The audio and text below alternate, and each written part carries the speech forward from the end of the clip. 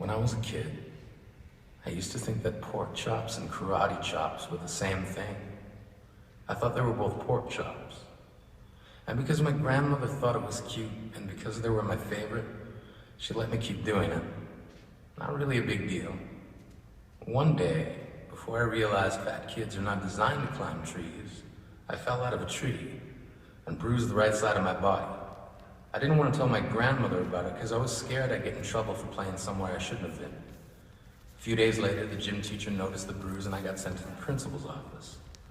From there, I was sent to another small room with a really nice lady who asked me all kinds of questions about my life at home. I saw no reason to lie.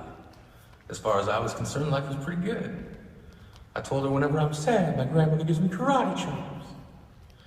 This led to a full-scale investigation, and I was removed from the house for 3 days until they finally decided to ask how I got the bruises.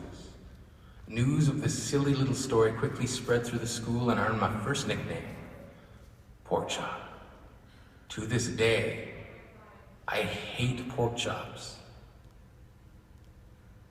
I'm not the only kid who grew up this way. Surrounded by people who used to say that rhyme about sticks and stones. As if broken bones hurt more than the names we got called, and we got called them all.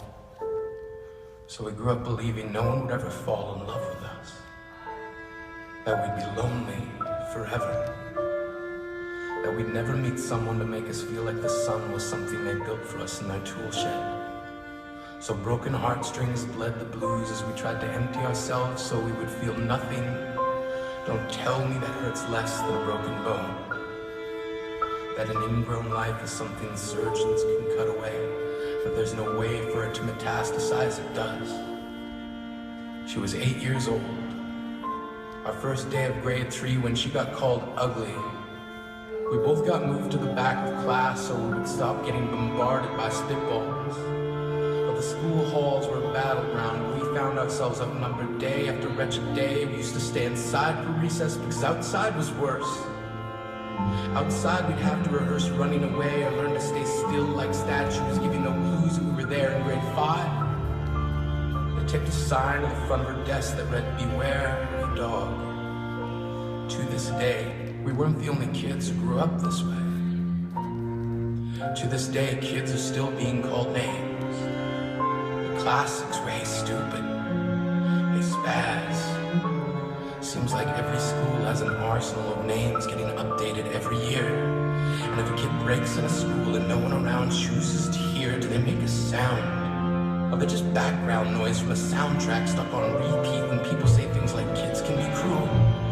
Every school was a big top circus tent, and the pecking order went from acrobats to lion tamers, from clowns to carnies. All of these miles ahead of who we were freaks. Lobster-clawed boys and bearded ladies.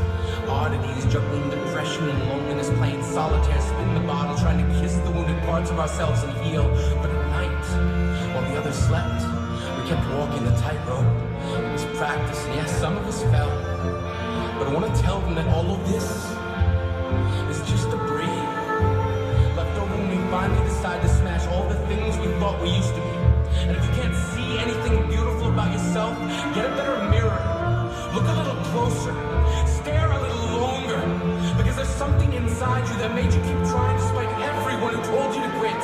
You built a cast around your broken heart inside of yourself. You decided they were wrong. Because maybe you didn't belong to a group or a clique.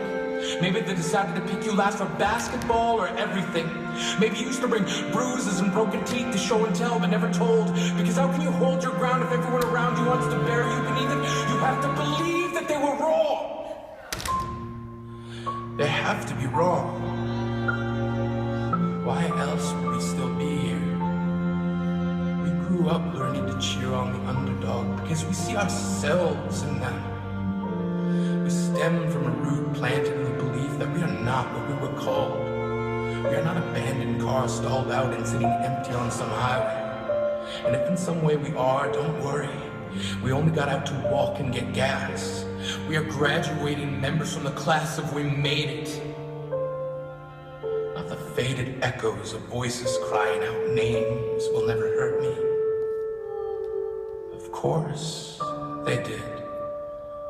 But our lives will only ever always continue to be a balancing act that has less to do with pain and more to do with beauty.